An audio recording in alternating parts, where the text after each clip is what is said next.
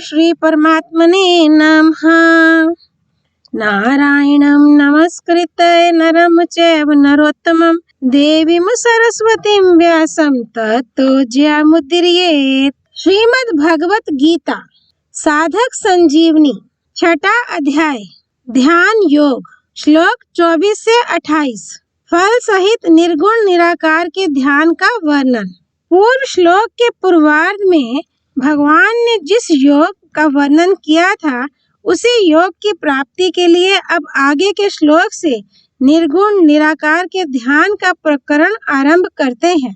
श्लोक 24 और 25 संकल्पा प्रभावान कामांस त्यक्त्वा सर्वान् अशेषतः मनसेवे इंद्रियग्रामं विनियम्य समन्ततः शनैः शनैः उपरमेत् बुद्ध्या धृति गृहीत्या आत्मा संस्थं मनः कृत्वा न किंचित् अपि चिन्तयेत्।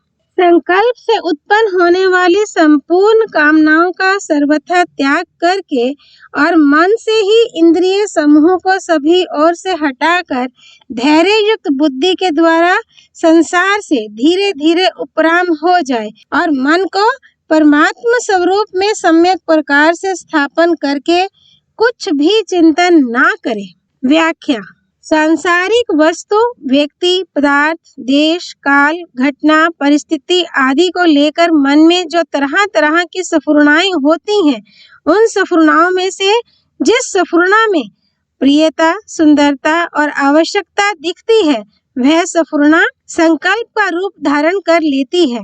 ऐसे ही जिस स्फुरणा में ये वस्तु, व्यक्ति आदि बड़े खराब हैं, ये हमारे उपयोगी नहीं है, ऐसा विपरीत भाव पैदा हो जाता है, वह स्फुरणा भी संकल्प बन जाती है। संकल्प से ऐसा होना चाहिए और ऐसा नहीं चाहिए, ये कामना उत्पन्न होती है। इस प्रकार संकल्प से उत्पन्न होने वाली कामनाओं का सर्वथा त्याग कर देना चाहिए। कामना का बीज सूक्ष्म संस्कार भी नहीं रहना चाहिए, कारण कि वृक्ष के एक बीज से ही मीलों तक का जंगल पैदा हो सकता है। अतः बीज रूप कामना का भी त्याग होना चाहिए।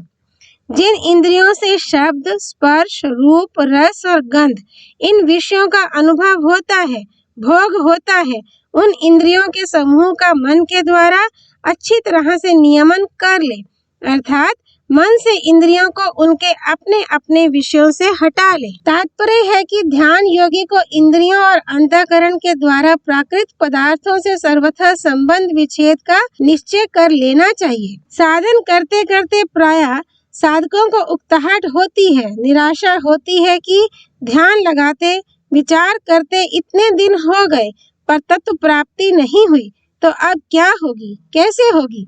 इस बात को लेकर भगवान ध्यान योग के साधक को सावधान करते हैं कि उसको ध्यान योग का अभ्यास करते हुए सिद्धि प्राप्त ना हो तो भी उकताना नहीं चाहिए, प्रत्युत धैर्य रखना चाहिए। उपराम होने में जल्दबाजी ना करे, किंतु धीरे धीरे उपेक्षा करते करते विषयों से उदासीन हो जाए और उदासीन होने पर उनसे बिल्कुल ही उपराम हो जाए। साधक की भूल ये होती है कि जिस समय वह परमात्मा का ध्यान करने बैठता है उस समय सांसारिक वस्तु की याद आने पर वह उसका विरोध करने लगता है।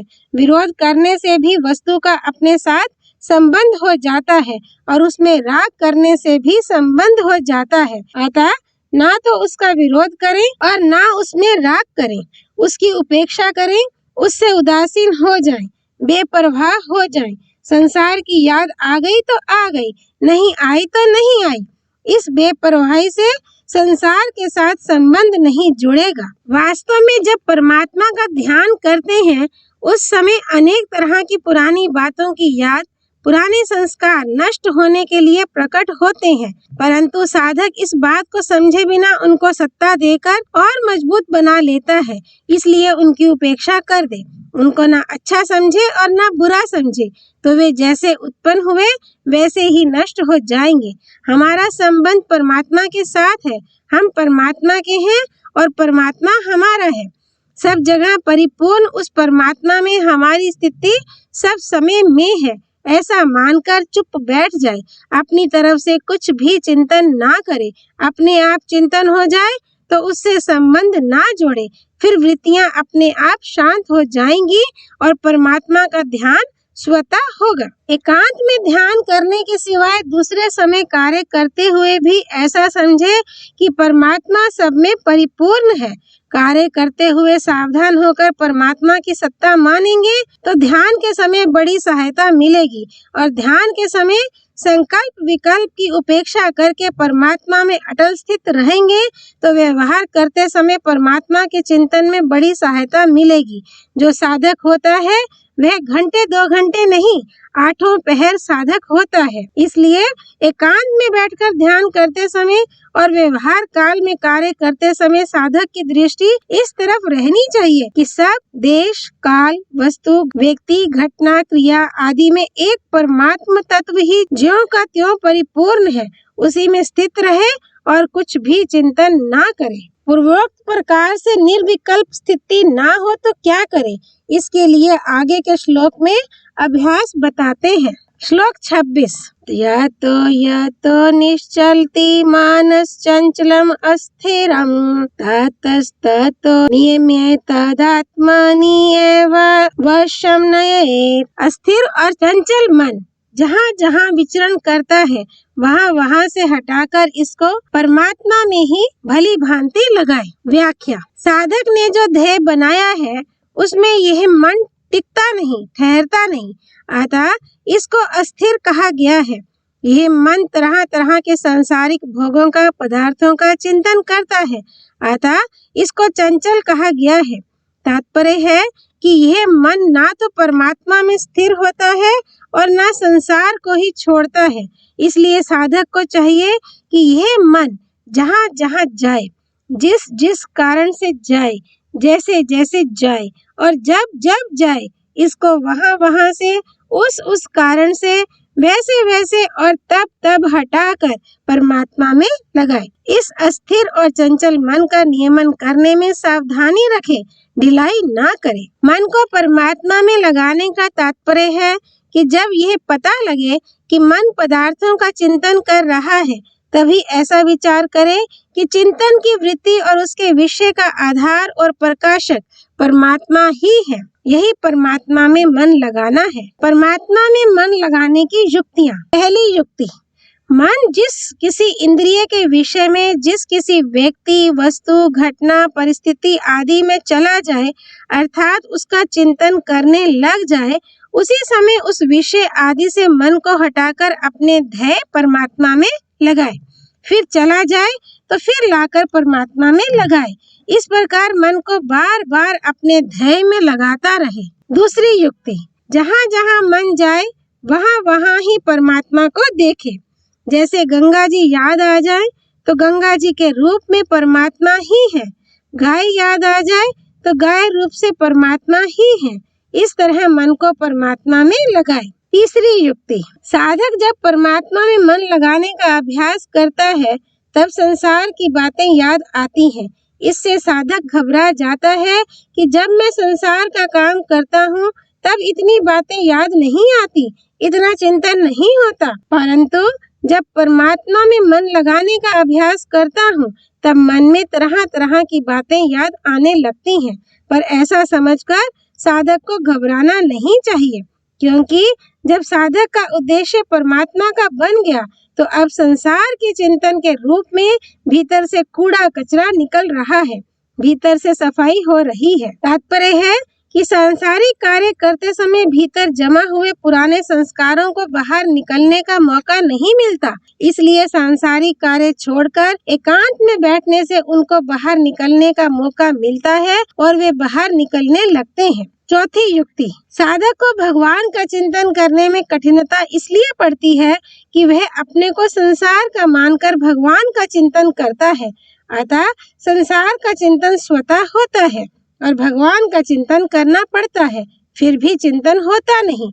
इसलिए साधक को चाहिए कि वह भगवान का होकर भगवान का चिंतन करे। तात्पर्य है कि मैं तो केवल भगवान का हूँ और केवल भगवान ही मेरे हैं। मैं शरीर संसार का नहीं हूँ और शरीर संसार मेरे नहीं है। इस तरह भगवान के साथ संबंध होने से भगवान का चिंतन स्वाभाविक ही होने लगेगा, चिंतन करना नहीं पड़ेगा। 5वीं युक्ति, ध्यान करते समय साधक को यह ख्याल रखना चाहिए कि मन में कोई कार्य जमा ना रहे, अर्थात अमुक कार्य करना है, अमुक स्थान पर जाना है, अमुक व्यक्ति से मिलना है, अमुक व्यक्ति मिलने के लिए आने वाला है तो उसके साथ बातचीत भी करनी है आदि कार्य जमा ना रखे। इन कार्यों के संकल्प ध्यान को लगने नहीं देते, अतः ध्यान में शांतचित्त होकर बैठना चाहिए। 6ठी युक्ति, ध्यान करते समय कभी संकल्प विकल्प आ जाए तो अड़ंग बड़ंग स्वाहा ऐसा कहकर उनको दूर कर दे, अर्थात स्वाहा कहकर संकल्प विकल्प की आहुति दे दे। 7वीं युक्ति, सामने देखते हुए पलकों को कुछ देर बार बार शीघ्रता से झपकाए और फिर नेत्र बंद कर ले। पलकें झपकाने से जैसे बाहर का दृश्य कटता है, ऐसे ही भीतर के संकल्प विकल्प भी कट जाते हैं। 8वीं युक्ति, पहले नासिका से श्वास को 2-3 बार जोर से बाहर निकाले और फिर अंत में जोर से फुंकार के साथ पूरे श्वास को बाहर निकालकर बाहर ही रोक दे। जितनी देर श्वास रोके उतनी देर रोककर फिर धीरे धीरे श्वास लेते हुए स्वाभाविक श्वास लेने की स्थिति में आ जाए। इससे सभी संकल्प विकल्प मिट जाते हैं। आगे के 2 श्लोकों में ध्यान योगी की अवस्था का वर्णन करते हुए उसके साधन का फल बताते हैं। श्लोक 27, प्रशांता मानसम हीनम योगिनम सुखम उत्तमम उपैति शांता रजसम ब्रह्मा भूतम अकल्मषम। जिसके सब पाप नष्ट हो गए हैं, जिसका रजोगुण शांत हो गया है तथा जिसका मन सर्वथा शांत हो गया है, इस ब्रह्म रूप बने हुए योगी को निश्चित ही उत्तम सुख प्राप्त होता है। व्याख्या, जिसके संपूर्ण पाप नष्ट हो गए हैं, अर्थात तमोगुण और तमोगुण की अप्रकाश, अप्रवृत्ति, प्रमाद और मोह, ये वृत्तियां नष्ट हो गई हैं, ऐसे योगी को यहाँ अकल्मषम कहा गया है।